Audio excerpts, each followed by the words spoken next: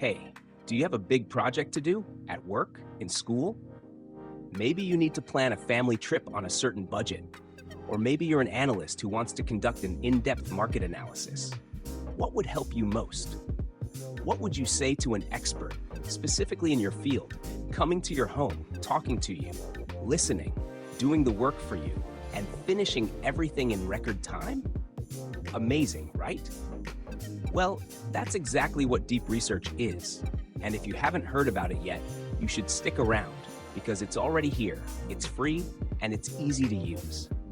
I'm Shaul, a lecturer in artificial intelligence, and in the next few minutes, you'll get an understanding of what deep research actually is and how to use it. Later, I'll go a bit deeper and compare the major players in the market right now: ChatGPT, Perplexity, and Gemini. So what exactly is deep research? It lets you gather and analyze massive data sets with unprecedented speed and precision and distill enormous amounts of information. It can reveal hidden patterns and extract valuable insights you'd never reach on your own. And it does all that from countless sources, including ones in foreign languages you don't even know.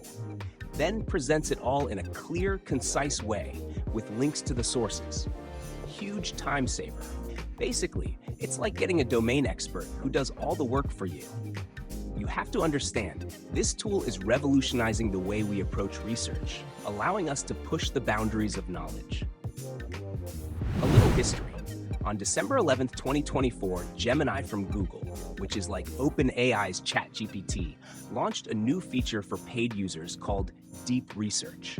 Just under a month later, on February 2nd, 2025, ChatGPT released a similar feature. About 2 weeks after that, on February 14th, Perplexity joined the party. Then, on March 13th, 2025, Gemini announced that the feature, which had previously been behind a paywall, was now free. You heard right, free. So let's jump into Gemini's website. In the box at the bottom, we see the prompt. What's a prompt? That's where we write what we're asking the AI to do. By the way, I also run a separate session on how to write good prompts in a simple and easy way. You can find me online, and I'd appreciate it if you subscribed. Okay, so let's first see how it works without the deep research option. Now, I'm deliberately picking a simple example that doesn't need the heavy lifting capabilities of deep research. For the sake of simplicity, I'm writing in English, but anyone can use whatever language suits them. So let's write a prompt. It's to who was the 10th President of the United States?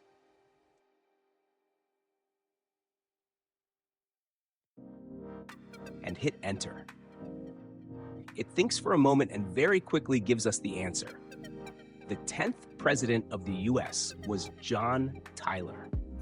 Now it also gives me a source. Let's open that source.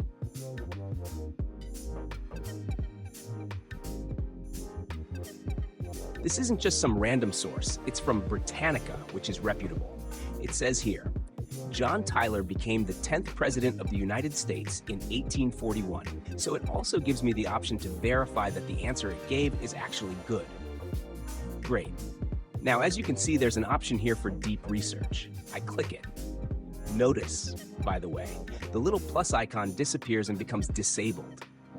See this plus that lets you add images, files, or connect to Google Drive?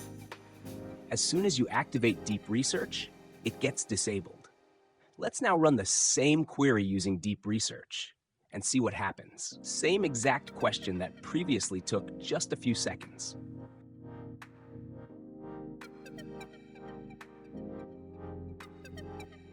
Now, as you can see, it gives me its test plan, then gives me the option to review and view it. There's also an edit plan option. We'll go into more detail on the process later. For now, I want you to notice the time differences and the difference in the amount and quality of the content you receive.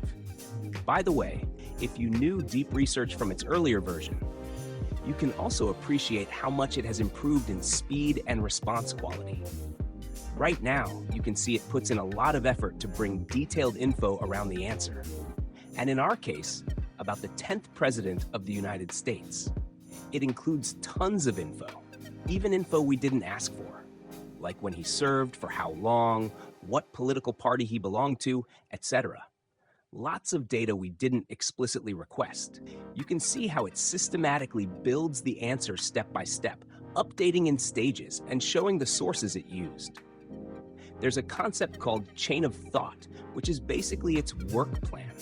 It mimics the thinking process of a human tackling a big problem, breaking it down into smaller questions. That's exactly what we're seeing here. This is a technique that dramatically improves accuracy and transparency in the model's output, especially for tasks that require logic and multiple steps. This is essentially an enhancement of reasoning abilities, for those familiar with that term. It's like the cognitive process of using logic and facts to reach conclusions. Big words to say, it's mimicking a human.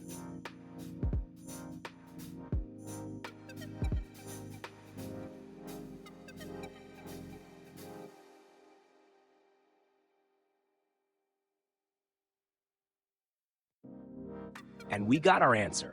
Who was the 10th president of the United States? As you can see, that's the answer. But it gave us all of that. So what did we see? That the same answer with deep research can take a lot longer. What does that mean? If you just have a simple question, there's no need to use deep research's full power. You can use simpler tools and still get a good, correct answer. Let's do another example. This time, we won't choose deep research. We'll enter a prompt asking for the last 5 Walt Disney films that were already released in theaters. Let's run it. This one shouldn't take long.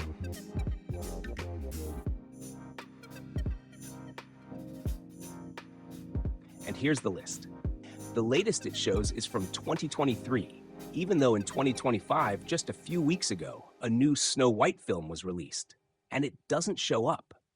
Why is that? Because to get answers with AI, the system needs to be trained.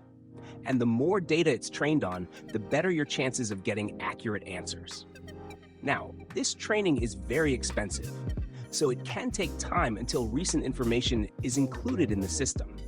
Until then, you might get answers that aren't fully up to date. Note what it says at the end. If you want the most updated info, it suggests going to Walt Disney Pictures' website or looking in a film database. In other words, the info it gives may not be the latest. Let's now run the same example with deep research. Same prompt we had before.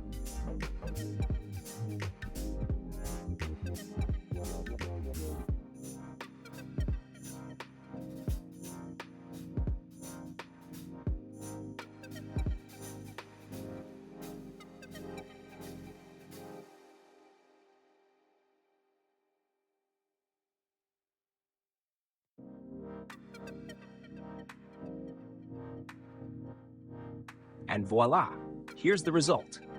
It gives a summary. And here's a table. And look, there's Snow White, released just a few days ago, March 21st, 2025. What did we see? That with the deep research option, we get the most updated information. Okay, so let's now look at an example that is more suitable for using deep research. Now, the example will be much more complex and will require accurate answers.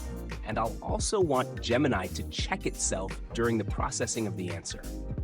At the end, I'll want a list of the sources it used so I can go over them myself and verify their reliability. So we'll go to the Gemini website and click on the Deep Research option.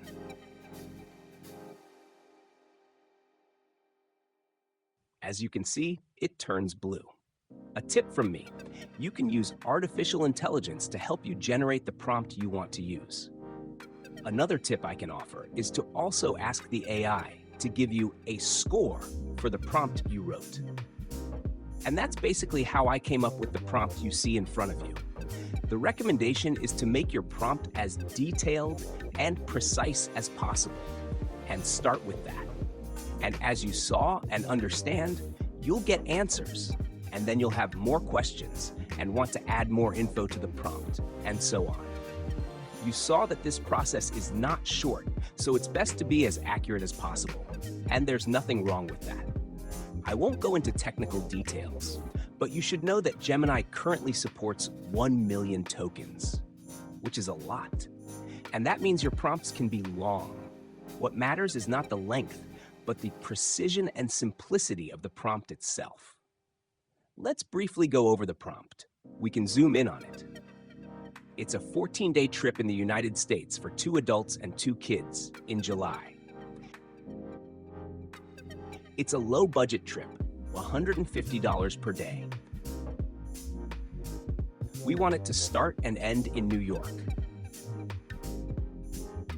Personally, I really like to see my route on Google Maps, so I'll also ask it to include a Google Maps view in the result. And of course, since we're traveling with kids, it's very important that there are child-friendly attractions on the route. So let's run it. And now it will give us its action plan, and we can see if it matches our requirements. We can expand it. What's nice is that we can also edit the plan afterward if we see that something was missed. And essentially, what we can see here is the plan it creates to generate the final answer, which is to find us a trip that ends in New York. It also mentions that it needs to check distances and travel times between the various places, because ultimately it needs to fit everything into 14 days. Remember, there are small kids, we love nature, and of course, the budget, etc., etc. And if we see that it works for us, great. If not, maybe we feel something's missing, then no problem, we can add to it. You just click on Edit Plan, and let's say we forgot that we also want to pass through Walt Disney, the amusement park.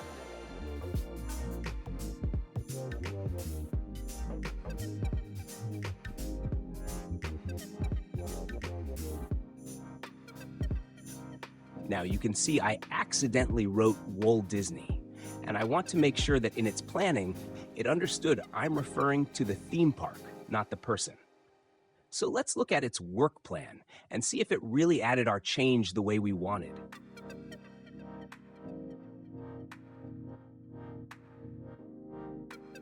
And here we can see that it did indeed add that we want to include Walt Disney, the park, in our travel plan. Awesome. So after we made the change, let's run it.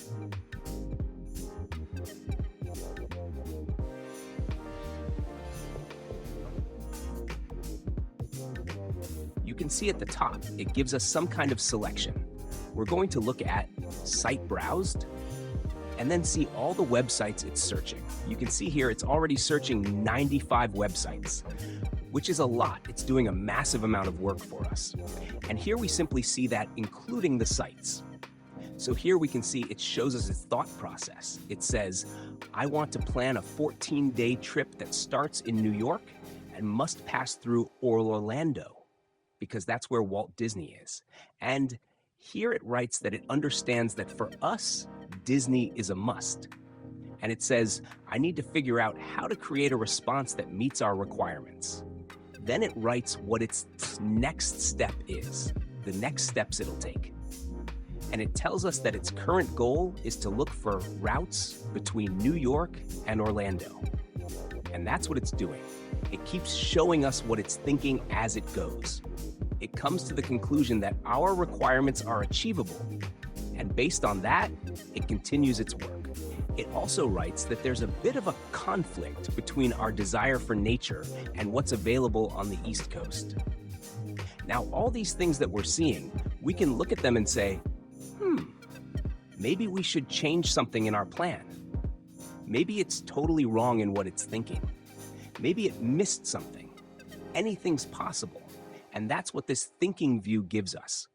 Insight into how it's working through the process. Now it's also checking ticket prices for 4 people at Walt Disney and notes that this exceeds our daily budget. It notices that too, which is important and something we may not have known in advance. It also gives us a budget-friendly strategy because we mentioned a tight budget. It suggests how we might still meet our goals. For example, we could prepare some things ourselves for the road. That would reduce costs. It suddenly reveals to us something we didn't know. We can buy a 3-day ticket, for example. Now, it also shows us various websites it pulled data from. We can click on them, review them, and check them out. What's this here? Budgeting for Universal Orlando Vacation. So it went in, checked, and found all sorts of findings possibly related to low-budget travel. And here, obviously, there's an article about budgeting and how to manage it. We can look into it and make use of it. And there's lots more here to go through, to see and learn from. Okay, and in the end, it puts together an amazing response. We have a detailed answer for how to plan this trip. It checked over 90 sources for us, figured out what to do, and summarized it all according to our specific requirements. It gathered, distilled, and refined what we needed into something solid, something we can actually start working with. Why do I say start? Because this is a starting point. Of course, we'll want to add more things later, and there'll be stuff we'll want to change along the way. Okay, a few last things before we move to the second part, a comparison between Gemini and the other major tools on the market. We can export the result we receive to Google Docs, and I really recommend doing this every once in a while after you've gone through a lot and worked hard. It's good to save your progress. Why? There are bugs. I spared you from some of them along the way. There are bugs. Sometimes the history doesn't save properly. Once you've created something, just save it. And some nice features we can see here. There are links we can use later and revisit. Another thing, we can just save the content, copy and paste it wherever we want, into Word or whatever. And there's something here that I think is cool, and it's pretty new. You just click on it, and within minutes, you'll get a podcast that simply talks about your trip. You can sit back and listen to two people talking about the trip you just planned. All right, so we got a really fun one today. A listener wrote in with like a real challenge, a real deep dive kind of thing. Yeah. And we're going to see if we can figure this out and help them out. Yeah, let's break it down. Yeah, so they're planning this 14-day family road trip starting from New York. And they want to hit all these different spots along the East Coast. You know, they want mountains, beaches, forests, national parks. Oh, and also Of course. they want to try and squeeze in a Disney World trip to Orlando too. Classic. Yeah, all within like a pretty tight $150 a day budget for like food and lodging for the whole family. Ambitious for sure. So that's our source material today. We've got their draft itinerary and their budget, and we're going to like really pick it apart, see what works, what might be tricky, and hopefully give them a clearer picture of, you know. What's realistic, yeah. Exactly. What the challenges might be. Okay, so I think the elephant in the minivan here is obviously. Okay, sounds cool, right? Maybe some of you recognize this from Google's Notebook LM. They just integrated it into this product. I think it's a super cool feature. And by the way, it's amazing to see how it took a simple text and turned it into a realistic sounding dialogue. For those who remember, we also asked it to create a Google Maps route for our trip, and it didn't do it. So let's tell it to do that anyway. We just need to remember that our trip includes a lot of waypoints, and Google Maps has a limit.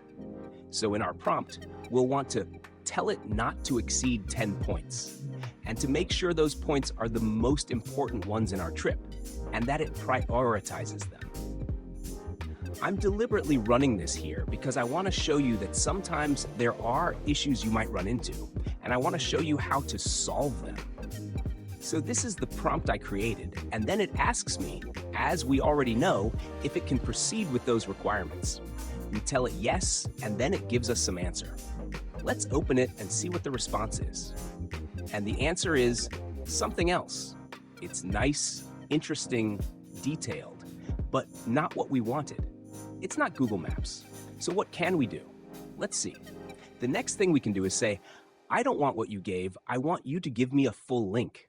Then it runs again and gives me some kind of link. Let's check the link.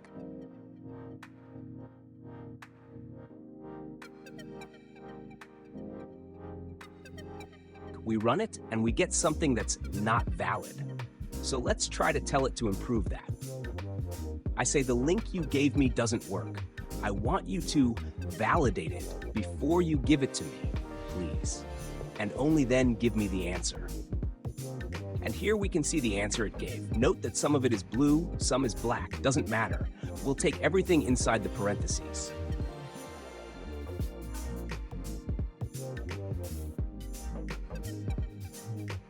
Let's see what we've got. We copy it, click, and look at that. We got our trip in Google Maps. We can get an overview of what the trip looks like. It starts in New York, ends in New York, and here are some of the important points we'll visit.